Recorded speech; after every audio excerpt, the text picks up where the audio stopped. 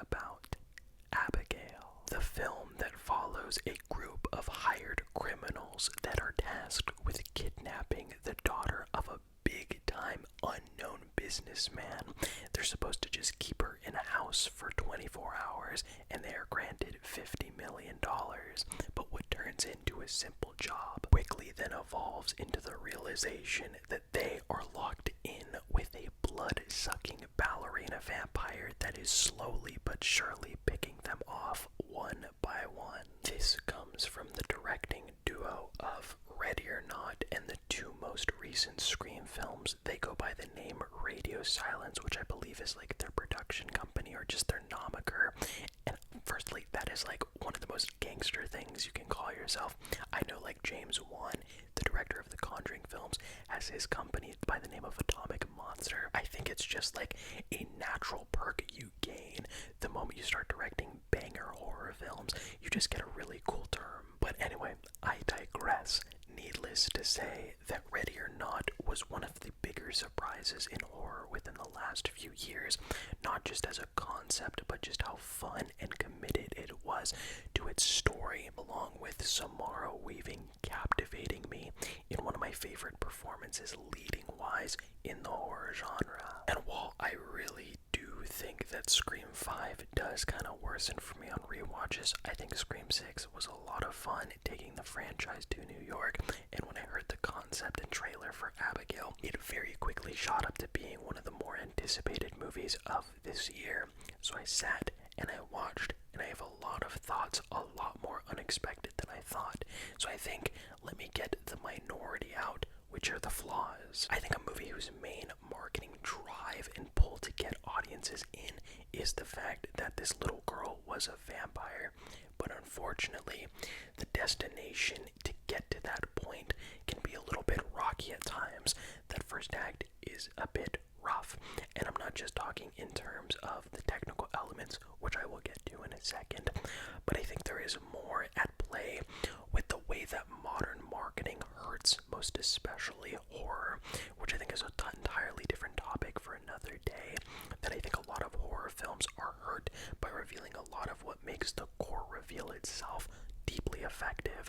With this, I know it had to be to make enough money, but knowing that this little girl is a vampire, but the majority, if not every single other character doesn't, for about, I would say, until the 45-minute mark, can make that time a bit more tedious and cumbersome. I don't think it is bad, nor a slight on the filmmakers themselves, because I know marketing is a whole other behemoth that they themselves don't really have any voice in the matter, but it can be something that I wanted to let you know going in, whereas something like Ready or Not, where similar concepts of one house being occupied for the majority of the movie, but instead of an individual against the communal, it is the community against an individual, and that also does kind of pour into another fault that I have, which I do think the performances I love, but it does feel some of the characters are short-handed, and it can feel like the movie is just messing around with its time instead of really locking in. A lot of it does boil down to the fact that there are a lot of these criminals in this house, so you kind of have to have moments of expository dialogue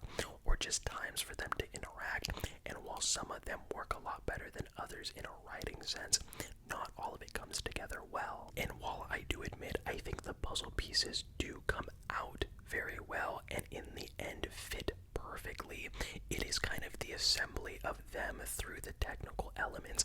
Like there is some ADR kind of voiceover issues. The edit can be very choppy spatially when you first get into this big house.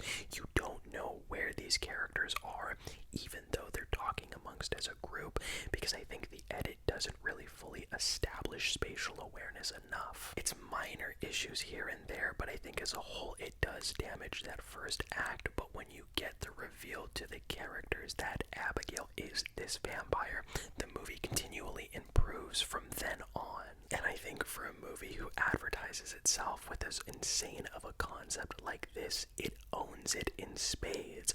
I really do think that Radio Silence, this dynamic duo, has found their niche in these bottled horror films that take place pretty much in one location. This cast of diverse characters and the writing does does put effort to diversify all of them in their own unique traits and quirks, meshes very well on a performance level. There is not one bad actor or moment for them on a performance level. I loved Catherine Newton and Kevin Durant, who plays like this really big meathead muscle, but there is a bit more under the surface, which can allude to some level of volatility or uncertainty with his character motives.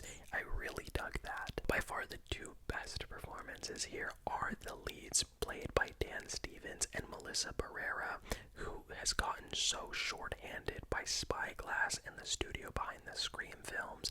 It is deeply unfortunate how much they fumbled that bag to oblivion, but it was certainly not by any fluke or misunderstanding that she was able to lead Scream 6 so well, because it is felt even more so this time around, and I loved her so much. You have a movie that is talking about vampires, and my issue with a lot of vampire movies goes down to the fact that we don't get enough blood, or it shies away from the gnarly carnage. This movie, the complete opposite. There is buckets upon buckets of blood, and it is worked so well. The production design as well leads to some really nice, intense moments. The sort of question and mindset I find myself in when you are taking a trope that is very common in horror, like monsters, vampires, werewolves, is what are you going to do to distinguish your voice apart?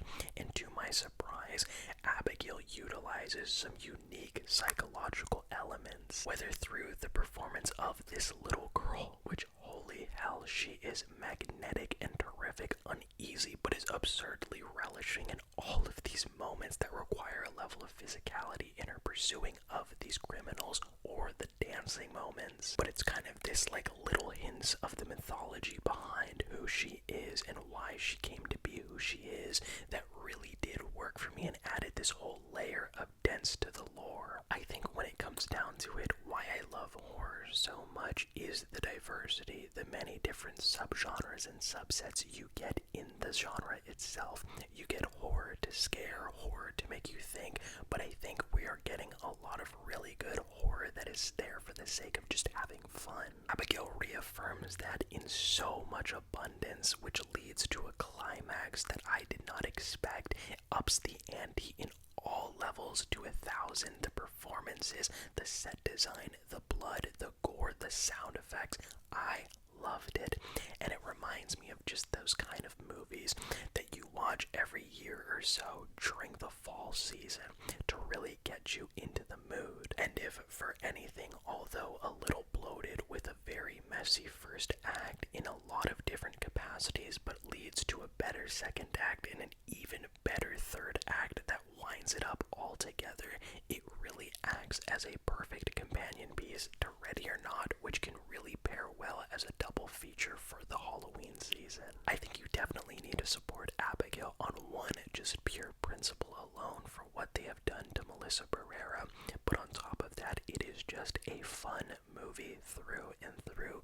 Not without its issues, though. It knows exactly what it's trying to do. It doesn't try to cut above itself or punch higher than what it wants to be. It exists as this really fun moment to just enjoy yourself, let loose, kick your feet up, let your dogs roam. And I'm not talking about the dogs that have 4 legs. I'm talking about those grippers down there, and just indulge. I'm not here talking about feet. I'm here to rate Abigail a strong B+.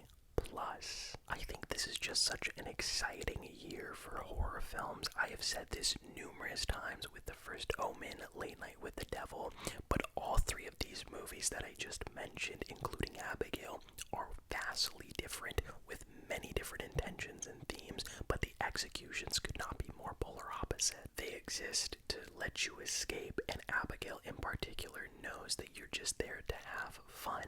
It can feel a little bit bloated with that first act. It doesn't utilize its time to the fullest, but I do think the writing does try to really engross you into all of these characters and their diverse intentions and reasons for why they are who they are. It's nothing groundbreaking or revolutionary, but it's a fun time, and that's all I could ask for with a movie whose premise is about a ballerina vampire killing criminals that kidnap her. I think just conceptually, we do not give writers writers enough credit for the ideas that they come up with, the core concepts of a movie that exist, and the writing that comes after. I think we appreciate the writing, but the idea that exists, the writing to come with it, are just so bonkers. This is the kind of movie that looks like it was a blast to make just as much as it was to watch. I would have really loved to have been in that kind of idea room where these writers are coming together to think about what they could do next. I love this film. I think it'll grow with time and become a cult classic.